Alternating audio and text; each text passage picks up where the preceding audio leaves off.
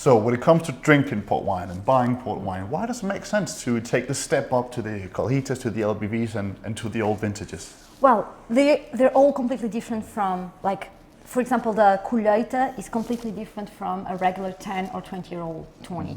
Because on the 10 or the 20, you expect to have the same wine year after year after year, the same port. While here, for example, on the Colheita 1995, it's selected from all the barrels we have in stock as being one of the best.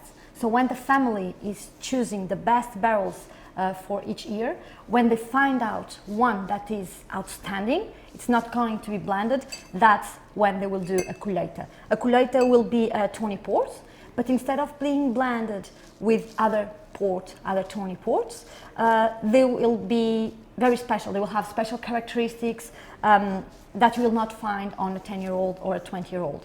These will always be limited editions. Okay, usually 1 cask, 2 casks, sometimes even half a cask. Oh, wow. So it's really special. It's outstanding, special aroma, special character. Still a Tawny port, but at least it must have 7 years old, aged in oak. On the other hand, if you are looking more into a ruby style, you can go either for an LBV, either for a classic vintage port.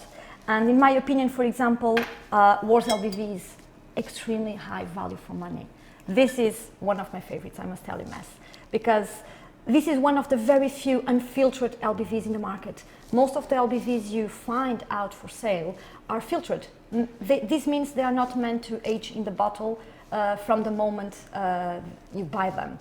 Only Warre's and a couple of other brands, very, very limited amount of brands, produce this unfiltered way, unfiltered style, meaning you can still keep the bottle just like a vintage port. You can keep the bottle for a couple of years more, I'd say 10 years, something like that. Yeah, it's very good. Of course, you will have to decant the port, but quality-wise, it's really, really worth the extra money you pay for it.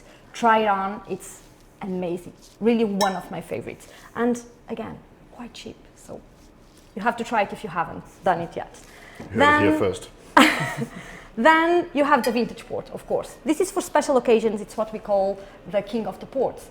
This is Warre's 1980, and this is something that can age in the bottle for 100 years easily. So you keep in your cellar and you open for a special occasion, for your wedding, for your 30th birthday. I know you are so young, so or 40th birthday, whatever. But this will age for a long, long time. So I think this is very special. It's always a surprise, because if you open it today or if you open it in 2 years or 10 years, it will be a completely different style of port.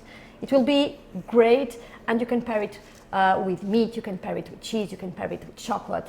So very versatile. It's really worth it. If you want a special wine for a special occasion, this is it for sure. Fantastic.